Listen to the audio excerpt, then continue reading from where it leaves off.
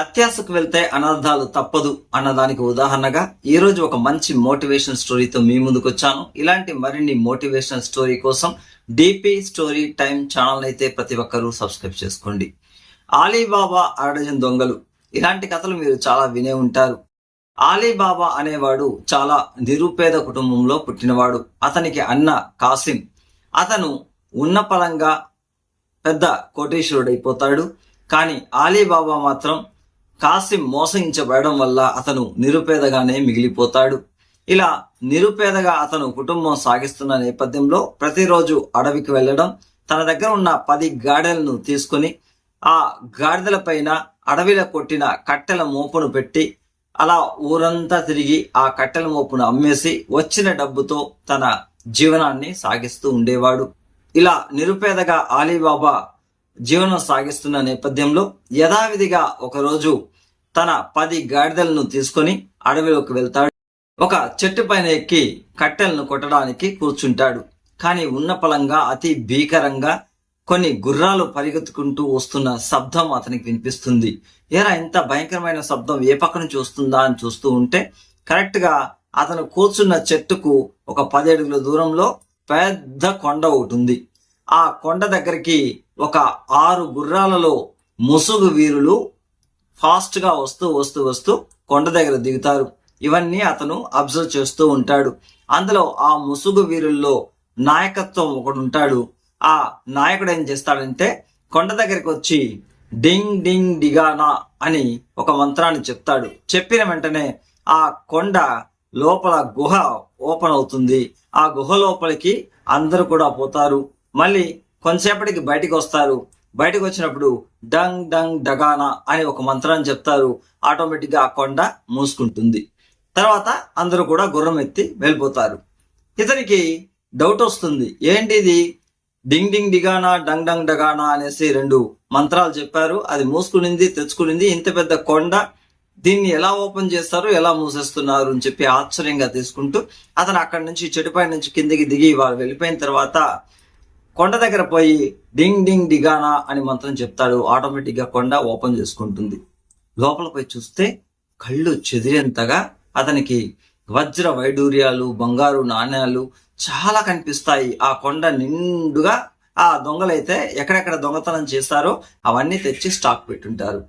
అతనికి కళ్ళు చెదిరిపోయి ఒక నిమిషం మైండ్ బ్లాక్ అవుతుంది. అరే సరే చూద్దాం అనేసి తన వెంట తెచ్చుకున్న కట్టెల మోపు కోసం పెద్ద పెద్ద మూటలు తెచ్చుకుంటాడు. ఆ మూటల్లో దాదాపు అంటే అక్కడ ఉన్నవన్నీ కాకుండా తనకు ఎంత కావాలో అంతవరకు ఒక 10 మూటల వరకు అక్కడ ఉండే వజ్రాలు నాణ్యాలు అన్ని కూడా దాంట్లో వేసుకుని దాన్ని కట్టి గాడిద మీద పెట్టి ఆ 10 గాడిదల్ని ఇంటికి తీసుకెళ్తాడు. ఇంటికి తీసుకువెళ్ళి తన భార్యకి చూపిస్తాడు. జరిగిందంతా కూడా చెప్తాడు. చెప్పిన వెంటనే ఇంకా దాన్ని గిన్నెల్లో ఎంత ఉంది కొలత పెట్టాలి కాబట్టి వాళ్ళ దగ్గర గిన్నె లేదు. చాలా నిరుపేద కుటుంబం కదా, త్రాస్లాగా కావాలి కాబట్టి వెంటనే కాసిం ఇంటికి వెళ్ళి వదిన దగ్గర తను గిన్నె ఒకటి అడుగుతాడు. దానికి కాసిం భార్య చాలా తెలివిగా, వీళ్ళు నిరుపేద వాళ్ళు కదా, వీళ్ళకి ఎందుకు ఇప్పుడు ఆ త్రాస్ లాంటి గిన్నె, కాబట్టి కింద తెలివిగా ఏం చేస్తుంది, ఒక చింతపండు లాంటి పదార్థాన్ని అతికించి పంపిస్తుంది అనమాట. సరే ఆ గిన్నెను చూసుకోకుండా వీళ్ళు తీసుకొస్తారు.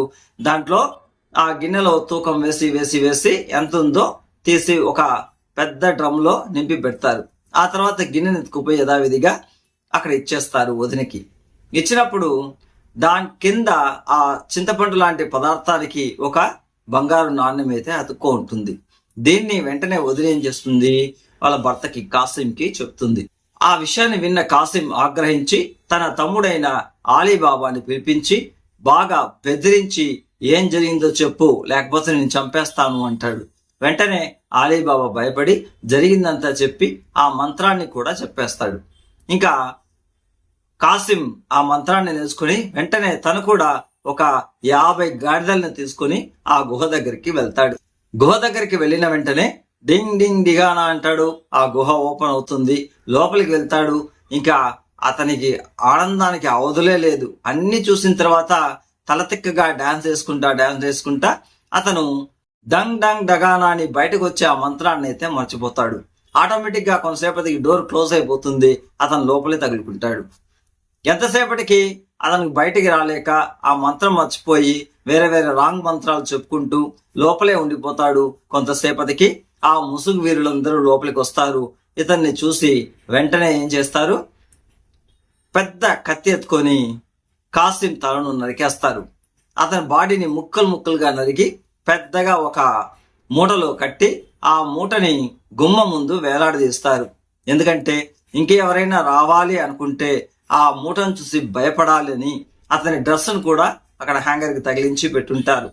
లోపల ఎవరు ప్రవేశించరాదు, ఒకవేళ ప్రవేశిస్తే కూడా వాళ్ళు భయపడి అట్టించి అట్టే పారిపోయే విధంగా అతి భయంకరంగా అతని బాడీ ముక్కలనంతా కట్టి గుమ్మానికి వేలాడదీస్తుంటారు.